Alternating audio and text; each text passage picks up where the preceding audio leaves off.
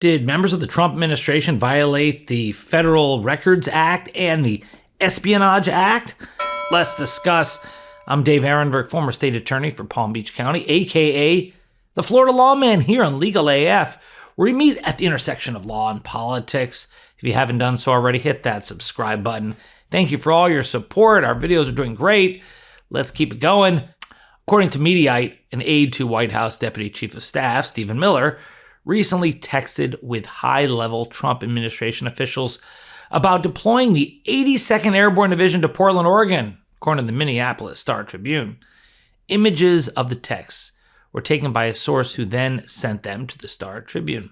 The text indicated the Secretary of Defense Pete Hegseth considered deploying the legendary division within the United States. The publication reported on Friday night that Anthony Salisbury, who was a Miller deputy, communicated with other Trump officials last weekend via this app Signal in a conspicuous manner. Now, you would think by now the administration officials would stop communicating on Signal.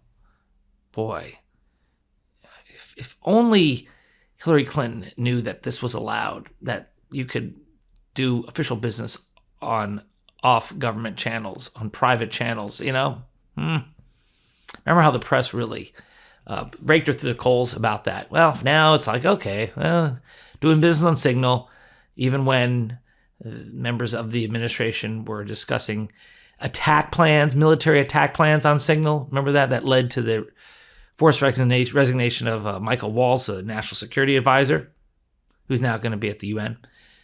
Well, according to Mediaite, the messages casually exchanged last weekend in a crowded public space show high-level officials in the Trump administration discussing the deployment of the Army's 82nd Airborne and Infantry Division that has been parachuted into combat zones in both World Wars, Vietnam and Afghanistan.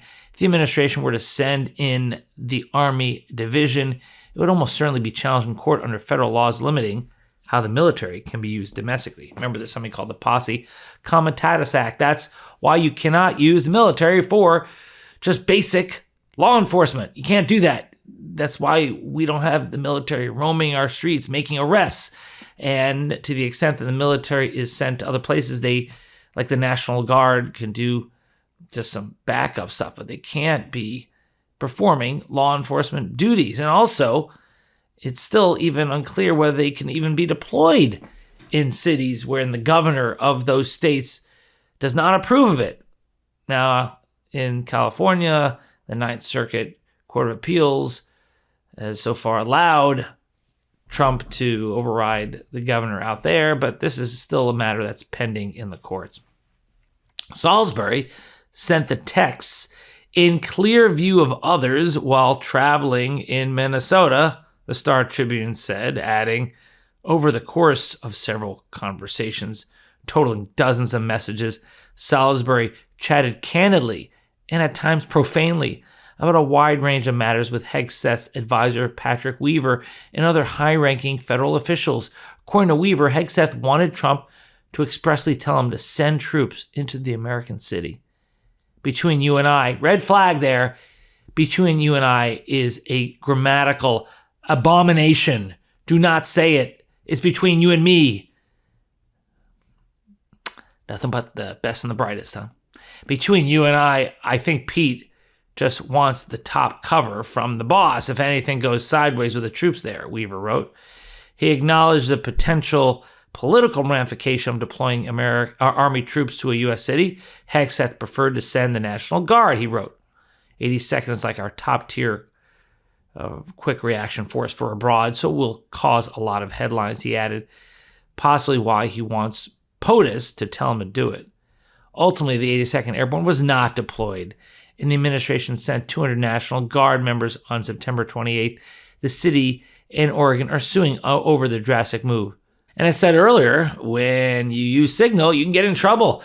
Trump administration officials are fond of using Signal to communicate. In March, then National Security Advisor Mike Waltz accidentally added Atlantic editor-in-chief Jeffrey Goldberg to a Signal group chat where Waltz, Hegseth, Miller, and other top brass discuss upcoming U.S. airstrikes on Yemen. legal experts have suggested that those communications might violate the Federal Records Act and the Espionage Act. So, I mean, this is the kind of thing that is just so frustrating. You know, you have Hillary's emails, which was the biggest story of all time, which overshadowed the Trump Access Hollywood tape, and ultimately, with Jim Comey's help, led to Trump's victory. And now you have Stephen Miller's aide, who is reportedly caught texting about military deployments while in a crowded public space. Any consequences? Just like when you're talking about furloughing government workers permanently using the shutdown as cover. You're not supposed to be able to do that either. There are civil service rules in place. Just because there's a temporary lapse in funding doesn't give you the right to fire people. That is against the law. Hopefully the courts will do something about that. And then there's the Hatch Act violations when you use your government email accounts, your social media accounts, your government website to blame the Democrats and the far left for the government shutdown. That's not the way it's supposed to work. Now, whether that's a violation of the Hatch Act or the Anti-Lobbying Act, we'll see, but it really doesn't matter because the people who enforce that act against the high-level officials, yes, it's the White House. It's President Trump, and he is not going to enforce it against his top team.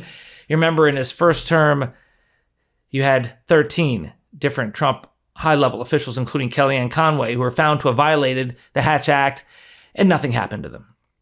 So it's an exercise in futility to worry about Hatch Act violations, Anti-Lobbying Act violations, knowing that nothing's going to happen to them. But here at Legal AF, we call people out.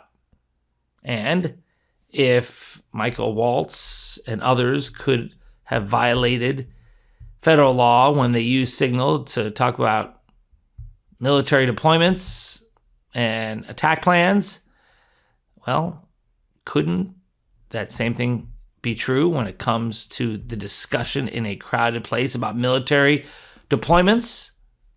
You would think. We'll keep following it here on Legal AF. I'm Dave Aronberg, a.k.a. the Florida LawMan. If you like this video, please like, subscribe, share with a friend, leave a comment below. Thank you for all your support. Hit that subscribe button if you haven't already, and I'll see you next time. Can't get your fill of Legal AF? Me neither. That's why we formed the Legal AF Substack. Every time we mention something in a hot take, whether it's a court filing or a oral argument, come over to the Substack. You'll find the court filing and the oral argument there, including a daily roundup that I do called, wait for it, Morning AF. What else? All the other contributors from Legal AF are there as well.